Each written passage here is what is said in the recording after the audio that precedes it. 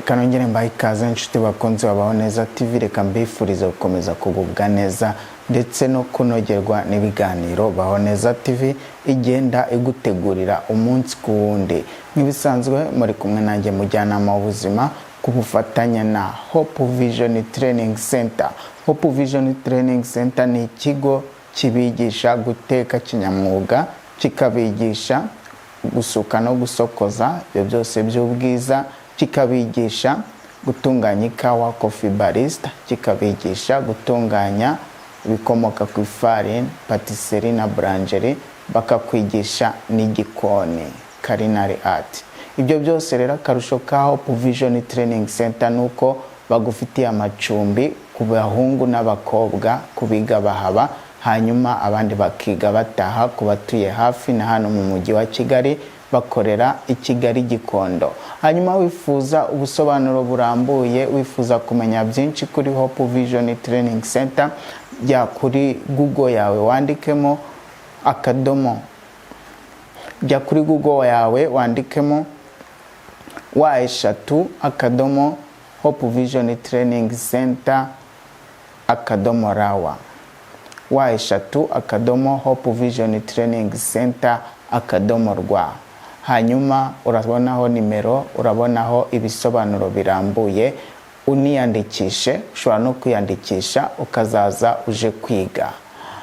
Tudatinze rero, hari byinshi tugenda tuganira, ariko reka mbanze mbahe ikaze. Reka mbahe ikaze mwebwe mwese abari hano mu mujyi wa Kigali, abari mu ntara zitandukanye z'u Rwanda, abari mu bihugu bitandukanye, mwese mugenda mutwandikira, abandi muduhamagara kuri 0791619327. Mwebwe mwese mubikora ndabashimiye cyane. Hanyuma abari hanze y'u Rwanda, kode y'u Rwanda n'akamenyetso ko guteranya 250 791619327. Hanyuma nawe ukaduhamagara ukatwandikira ukoresheje WhatsApp. Isi yabaye umudugudu uba abantu, ibintu byose birashoboka, nta kidashoboka. Ushobora kuba urwaye, ushobora kuba urwaje, ushobora kuba ushaka kwivuza, ushobora kuba ushaka kwivura, ushobora kuba ushaka kubonana n'umuganga w'umuspecialiste ku ndwara runaka, umuganga w'inararibonye. Ibyo byose rero birashoboka.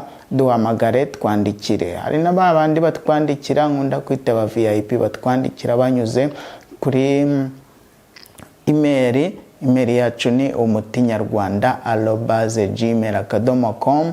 namwe mutwandikire, hanyuma muduhe ibitekerezo. Hari abajya baduha inyunganizi, harimo abakunzi bacu bari aho ngaho muri Zambia, mujya mutwandikira mukaduha inyunganizi. Nsuhuza n'abandi bakunzi bose bari aho ngaho muri Zambia, bajya baduhamagara, abandi batwandikira kuri WhatsApp, abatwoherereza voice. Mwese ndabasuhuje kuko tumaze kugerayo abakunzi benshi. Hari n'umukunzi wacu uri Zambia watwandikiye atubwira ko ubu nawe ari gufasha abantu bitewe n'inyigisho twagiye tumuha, bitewe n'inyigisho yagiye yumva, akatubwira ngo nawe yatangiye yirwanaho kubera ikibazo yari afite, hanyuma nawe atangira kubifashisha abandi, none ubu basigaye bamwita muganga. Yatwohereje voice adushimira ko twafashije abantu bari Zambia, ndetse n'abatabasha kumva ikinyarwanda bose agenda akomeza kubafasha. Ni by'agaciro rero, ni ingenzi. Niyo mpamvu twese turi hano kugira ngo dufatikanye dusenyere umugozi umwe, kubera ko buriya abantu twari dukwiye gushyira hamwe tugafashanya mu buzima bwa buri munsi. Nk'uko abanyarwanda bavuga ngo umutwe umwe wifasha gusara ntiwigira inama. Niyo mpamvu rero twese, buri muntu wese aba afite ibyazi kurusha undi. Niyo mpamvu rero ugomba kumenya ko umuntu agirwa n'undi. Niyo mpamvu nawe ugomba kumenya ko nawe ugizwe n'abandi, umuntu abayeho kubw'abandi. Kubera ko iyo abantu batabaho nawe n'uburiho, hari ababyaye mama wawe, hari ababyaye papa wawe, nawe hari abakubyaye. Ni ukuvuga ngo rero abantu twese turi bamwe, tugenda turi uruhererekane. Niyo mpamvu tuba dukwiye gusenyera umugozi umwe tugashyira hamwe. Tudatinze rero, hari umukunzi wacu wari watwandikiye ibaruwa ndende atubwira ngo tuzamubwire ku kamaro ko gusisa, ibyiza byabyo ndetse n'ibibi byabyo. Ngira ngo rero umukunzi wacu, uyu munsi icyo tugiye guheraho, tugiye guhera ku bibazo bishobora guteza, ku ndwara bishobora guteza, ku ndwara ushobora kwandura, ndetse n'icyo byangiza mu mibereho y'umuntu, icyo byangiza mu mibereho y'umuntu. Hanyuma ibyo ngibyo numara kubimenya, ni wowe uzahitamo icyo ugomba gukora, kubera ko buriya usanga abantu benshi bita ku kintu kimwe, ikindi ntibakiteho. Uyu munsi rero tugiye kuvuga ku bijyanye n'abagore cyangwa n'abakobwa basisa abagabo. Uyu munsi rero icyo ngiye kukubwira indwara ushobora kurwara ndetse zishobora no kukuganisha ku rupfu, ushobora no gupfa mu gihe uri gusisa umugabo ukamira amasohoro ye. Ibingibi rero hari abagore benshi babikunda, hari n'abakobwa babikunda, ariko ndagira ngo nkubwire ngo igihe ubikoze kenshi, mu gihe ukunda kubikora, uba uri gukomanga ku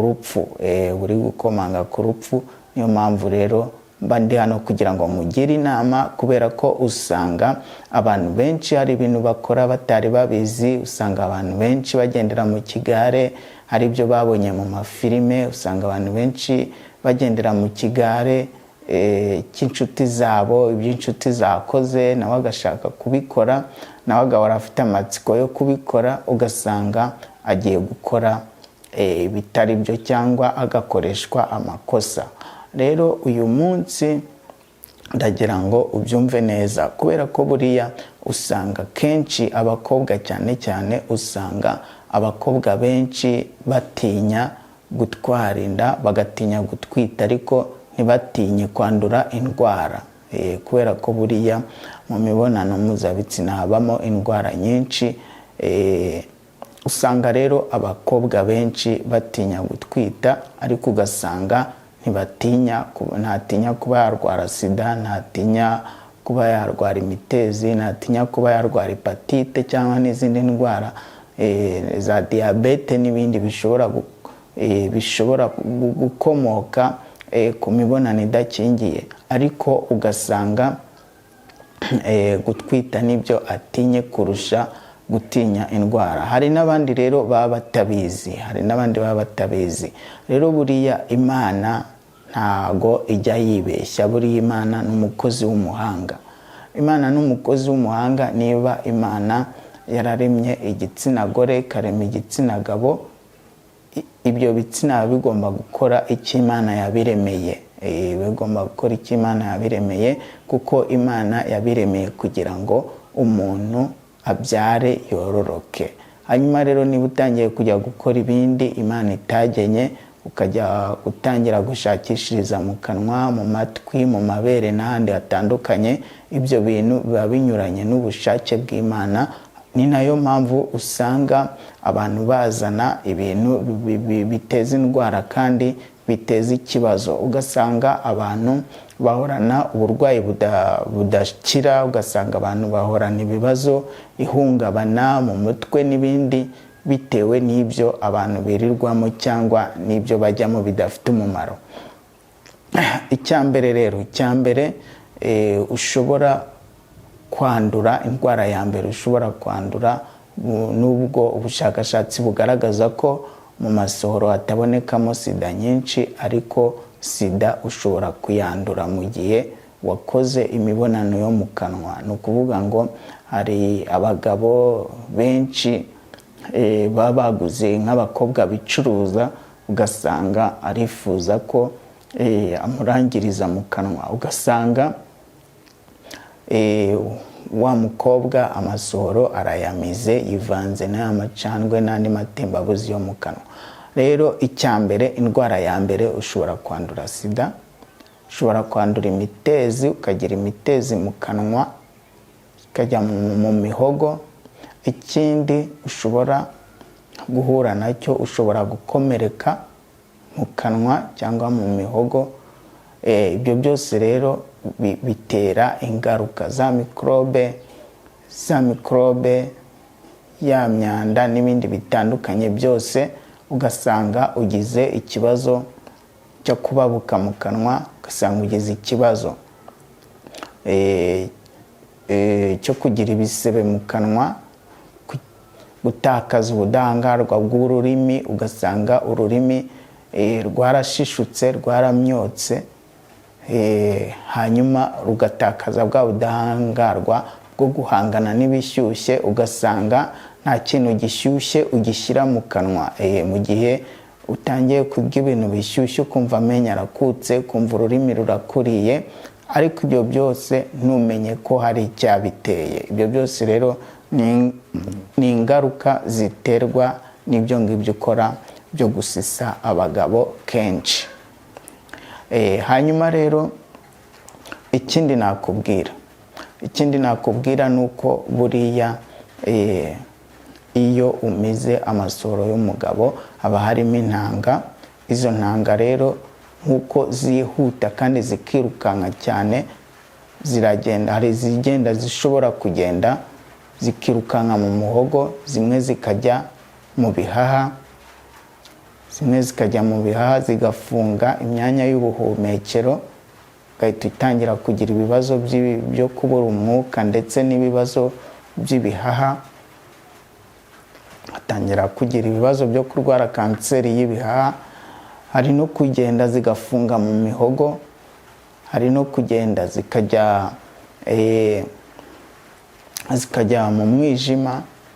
No kuvuga ngo hari byinshi bitandukanye bishobora gutuma urwara kanseri zitandukanye zitewe n'iki? Zitewe na za ntanga zanyuze ahatariho, aho zitagenewe. Ni ukuvuga ngo mu gihe za ntanga zigiye zikajya muri iyo myanya y'ubuhumekero, zikajya mu mwijima, zikajya aho zitabugenewe kuko zirirukanka cyane kandi tuba ari dutoya, dushobora kwinjira ariho hose mu mubiri.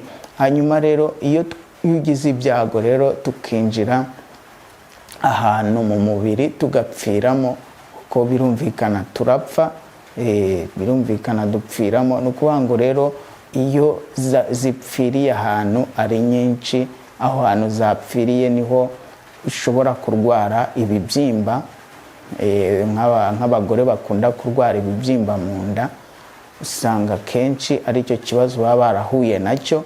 Hanyuma rero aho za ntanga zapfiriye zirukanka zigenda zirwanaho, aho zapfiriye, aho zahagarariye, hanyuma akaba ariho havuka ibibyimba. Bya bibyimba bigakura ndetse ugasanga bisakaye no mu mubiri wose. Rero hari ibintu abantu bakora batatekereje, hari ibintu abantu bakora batagishije inama, hari ibintu abantu bakora batazi ko hari ingaruka zabyo. Ushobora kuba uri kwishimisha by'umunsi umwe by'ako kanya, ariko utatekereje kuri ejo hawe, utatekereje ku buzima bwawe.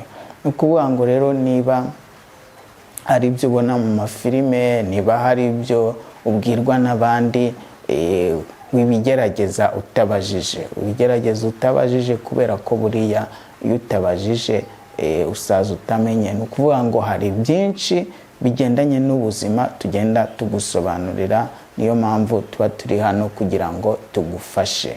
Niba rero warigeze ubikora ariko ukaba wabikora utabizi, guhera uyu munsi ubihagarike. Ushobora guhora urwaragurika, ushobora kuba uhora uribwa umutwe waranze gukira, ushobora kuba uhora urwaye uvuga ngo ni amanjine, uribwa mu mihogo. Ibyo byose kandi bikaba biterwa n'icyo kintu ukora, ariko ugasanga utazi ikigutera kurwara. Kubera ko buriya iyo ugiye kwa muganga baragufasha bakaguha imiti kugira ngo izo virusi zigabanyuke, woroherwe, ariko ugasanga bya bintu byaguteraga kurwara n'ubundi biracyakomeje cyangwa biracyahari, kubera ko wowe ubwawe ntabwo uzi igituma urwara, kubera ko iyo ugiye kwa muganga barakwakira bakakuvura, ariko ntabwo bakubwira ngo iki nicyo cyaguteye indwara. Hanyuma rero ngiye mba mbikubwira kugira ngo ubashe kwigenzura, umenye ni iki kibitera, ni iki gituma ndwara. Kuko buriya hari abantu benshi baba bazi ko ari ibisanzwe, ariko batazi ko nyuma y'igihe runaka bizamugiraho ingaruka. Ni ukuvuga ngo rero buriya abagore cyangwa abakobwa mu gihe bishimye cyangwa ari kumwe n'uwo yishimiye, arirekura ku buryo ibindi ashobora kubitekereza nyuma cyangwa akazabitekereza hashize igihe, ariko atangiye kubona ingaruka. Ariko muri ako kanya muri ibyo bihe arimo, ntabwo ashobora kugira ikindi kintu atekereza, Hanyuma rero ibyo mubona mu mafilime, ibyo mubona mu mavideo, buriya bariya babigize akazi, babigize umwuga, babanza gufata imiti. Hari imiti yabugenewe, hari amavuta bisiga. Ibyo byose rero wagakwiye kuba nawe uzi uko bikorwa.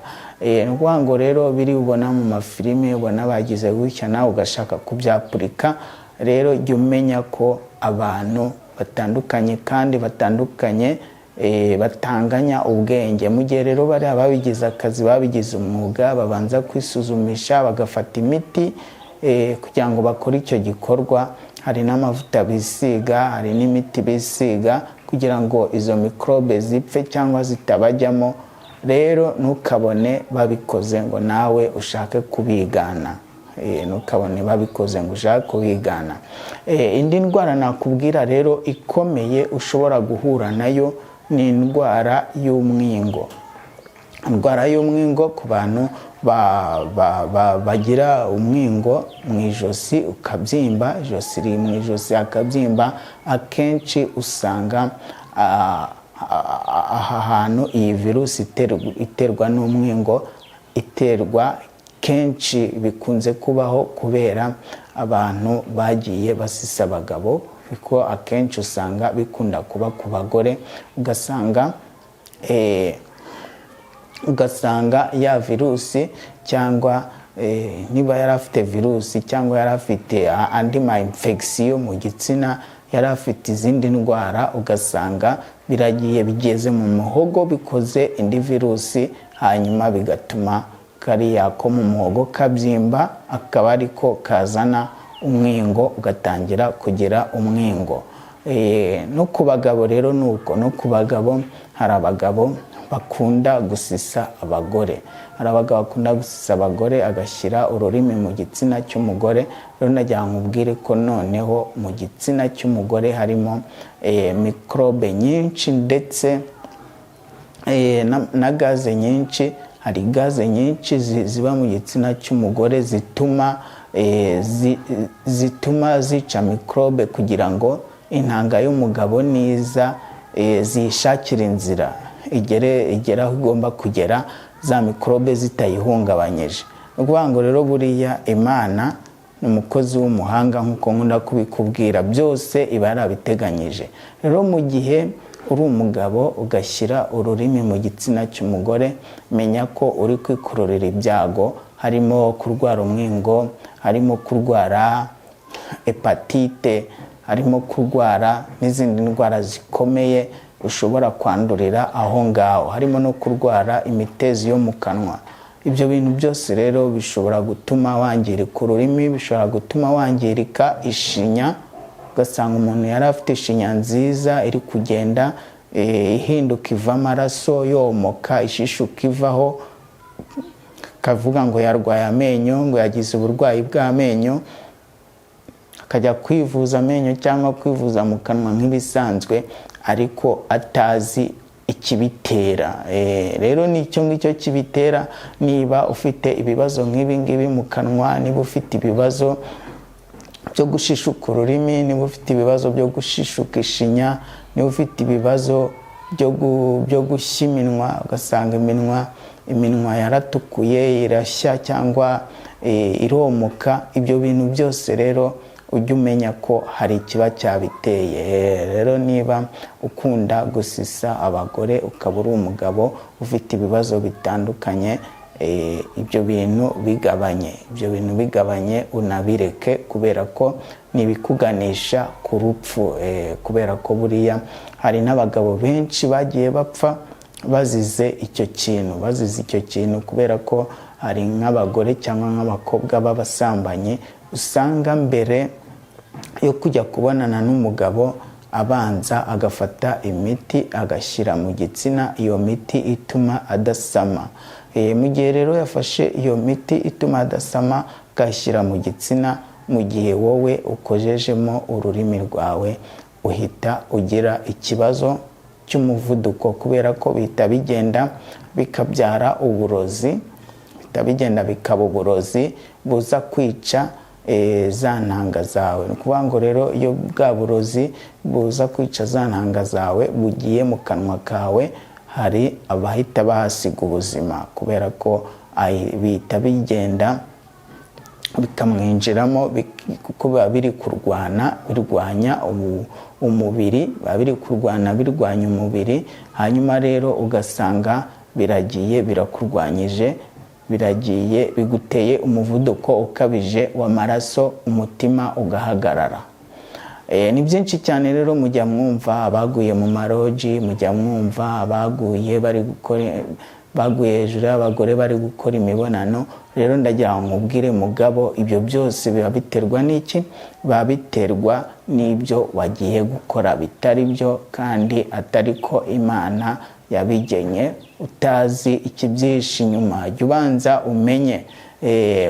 umenye, hanyuma umukobwa umenye uko umwizeye, umenye ibyo mugiye gukora, umenye ubaze. Ni ukuvuga ngo rero hari n'abatavugisha ukuri akakubeshya. Ibyo byose rero nibyo kwitondera. Ndabashimiye cyane, nshimira nawe mukunzi wacu wari watwandikiye. Hanyuma namwe mukomeze mutwandikire, muduhamagare kuri 0791169327. hanyuma dukomeze tubafashe ku bibazo byose mwaba mufite. Ndabashimiye cyane, mwari kumwe nanjye mujyanama w'ubuzima. Ndabakunda cyane, Imana ibarinde.